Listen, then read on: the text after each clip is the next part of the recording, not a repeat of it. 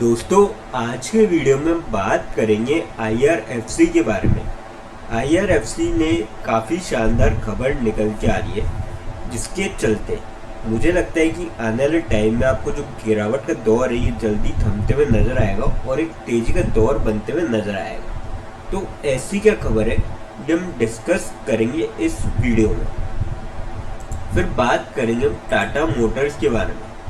Tata Motors में आपको Thursday के दिन करीबन 2.5-3% की गिरावट देखने को मिली थी। वहीं फ्राइडे के दिन आपको स्टॉक में 2% की तेजी देखने को मिली और दूसरी तरफ जो है मार्केट में निफ्टी 50 1% तक गिरता हुआ नजर आया। ऑलमोस्ट सारे सेक्टर में आपको गिरावट का दौर देखने को मिला। उसके बाद भी टाटा मोटर्स में लगभग 2% की जो तेजी बनी थी उसके पीछे की वजह जानेंगे और क्या अब आपको जो ये गिरावट का दौर जल्दी थमता हुआ नजर आएगा या फिर ये टेम्पररी तेजी थी, ये भी जानने की कोशिश करेंगे। फिर बात करेंगे हम एक्साइड इंडस्ट्रीज के बारे में। एक्साइड इंडस्ट्रीज ने एक जो है अमाउंट इन्वेस्ट करने का फैसला लिया है। अब कितना अमाउंट इन्वेस्ट करने का फैसला लिया और कहाँ पर लिया है ये हम डिटेल्स सारी देखेंगे इस वीडियो में। लास्ट में एक ऐसे स्टॉक के बारे में डिस्कस करेंगे जो आप सभी के लिए लेके आया बोनस बहुत ही शानदार रेशियो में। तो चलिए वीडियो स्टार्ट करते हैं।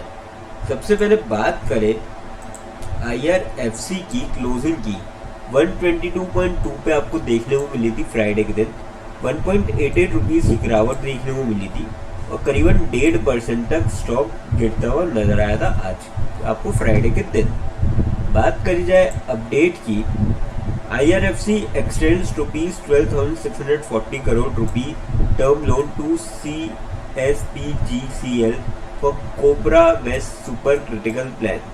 अब देखिए, अगर यहाँ पे देखेंगे ना तो sanction funding will provide CSPGCL with long-term low-cost resources for project implementation, ensuring financial stability and timely execution of the critical projects, ultimately benefiting the public at large। Shares of IRCTC down रहते ये और इन्होंने basically क्या sanction किया है loan कहाँ पर किया है, Chhattisgarh state power generation company limited को। तो ये काफ़ी बड़े अमाउंट का लोन है जो कि सैंक्शन किया है, जिसका मुझे लगता है कि आने वाले टाइम में आपको आईआरएफसी में फ़ायदा देखने को मिल सकता है। और मेरे ख्याल से तो यहाँ पे जो है स्टॉक को उठाया जा सकता है। अगर आप देखेंगे स्टॉक के अंदर पिछले एक साल में नेगेटिव रिटर्न है, 23% के ऊपर के लेवल से गिरावट है। 166 का हाई था, 122 पे स्टॉक चल रहा है। तो मेरे ख्याल से तो इसका जो है फ़ायदा उठाया जा सकता है। जो ऊपर के लेवल से अभी गिरावट है लगभग 40-45 रुपये की, तो आप उठा सकते हैं। और इस स्टॉक को अगर आप लॉन्ग टर्म के पॉइंट ऑफ व्यू से लेंगे ना, 5 साल में अगर आप रिटर्न देखेंगे 392% यहाँ पे बेहतरीन रिटर्न है। तो मेरे ख्याल से लॉन्ग टर्म के पॉइंट ऑफ व्यू से आपको यहाँ पे रिटर्न देखने को मिल सकते हैं और इस स्टॉक के साथ आप जा सकते हैं। आपको अच्छे खासे यहाँ से भी रिटर्न मिल सकते हैं। अब बात करते हैं टाटा मोटर्स के बारे में। फ्राइडे के दिन 673.95 पे आपको क्लोजिंग देखने को मिली।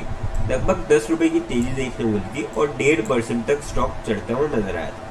और आप देखिए ऊपर के लेवल पे 680 तक स्टॉक जाके आया था। लगभग आपको 2% की तेजी यहाँ पे देखने को मिली थी स्टॉक के अंदर।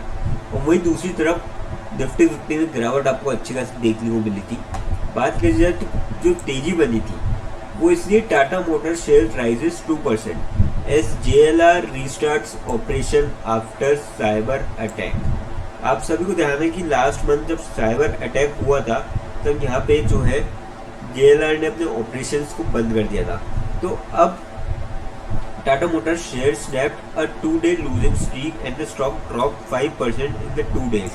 यानी कि थर्सडे और वेडनेसडे और थर्सडे के बीच में 5% तक स्टॉक नीचे आता हुआ नजर आया था। ऐसे JLR साइबर अटैक ट्रेटल्ड इन्वेस्टर्स, मतलब इन्वेस्टर्स को वहाँ पे जो है थोड़ा सा भरोसा वहाँ पे टूटा था।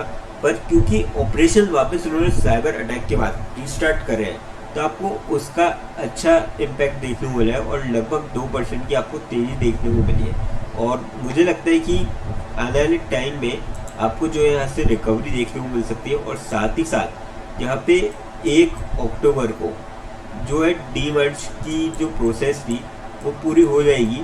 और सभी को ध्यान है आपको कि लगभग साल भर पहले, आज से 1 साल पहले कंपनी ने यहाँ पे डीमर्ज का फैसला लिया था, यानी कि पैसेंजर व्हीकल जो सेगमेंट है वो अलग करेंगे और कमर्शियल व्हीकल सेगमेंट को जो है अलग किया जाएगा।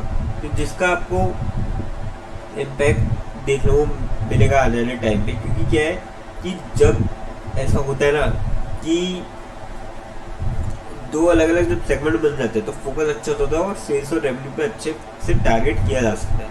तो मेरे ख्याल से तो काफ़ी बढ़िया खबर है और आपको इसका आने वाले टाइम पे असर देखने को मिलेगा। तो मेरे ख्याल से तो इस स्टॉक के साथ जो है जाया जा सकता है और आने वाले टाइम में आपको यहाँ से रिटर्न देखने को भी मिल सकते हैं। अब बात करते हैं एक्साइड इंडस्ट्रीज के बारे में। 388.75 पे क्लोजिंग देखने को मिली थी फ्राइडे के दिन। 4.4 रुपीज़ की गिरावट देखने को मिली थी। 1.12% तक स्टॉक गिरता हुआ नजर आया था आपको फ्राइडे के दिन। बात करी जाए अपडेट की, एक्साइड इंडस्ट्रीज इन्वेस्ट ₹80 करोड़ इन बैटरी मैन्युफैक्चरिंग सब्सिडरी। तो यहाँ पे जो इनकी सब्सिडरी कंपनी है उन्हीं में ये इन्वेस्ट करने जा रहे हैं 80 करोड़। और इससे होगा क्या, in its lithium ion battery subsidiary Exide industry solutions to support its Bengaluru greenfield project and operational needs. तो ये काफ़ी शानदार खबर है जिसका मुझे लगता है कि आने वाले टाइम में अच्छा इम्पैक्ट देखने को मिलेगा। अगर आप स्टॉक में देखेंगे ना तो इसमें भी साल भर में आपको 22% की नेगेटिव रिटर्न है, तो ऊपर के लेवल से अच्छी खासी गिरावट है। तो मेरे ख्याल से आप इसका जो है फ़ायदा उठा सकते हैं। आपको आने वाले टाइम में यहाँ से जो है रिटर्न एक्सपेक्ट आप कर सकते हैं। तो इस स्टॉक में जो भी लॉन्ग टर्म के पॉइंट ऑफ व्यू से जाएगा उसको यहाँ पे रिटर्न देखने को मिल सकते हैं, तो आप जा सकते हैं। अब बात करते हैं उस स्टॉक के बारे में जो आप सभी के लिए लेके आए बोनस बहुत ही शानदार रेशियो में। कंपनी का नाम है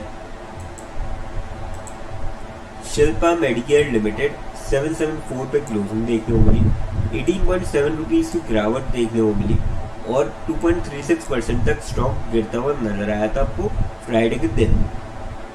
6 महीने के अगर रिटर्न देखें 16.67% यहाँ पे पॉजिटिव रिटर्न है।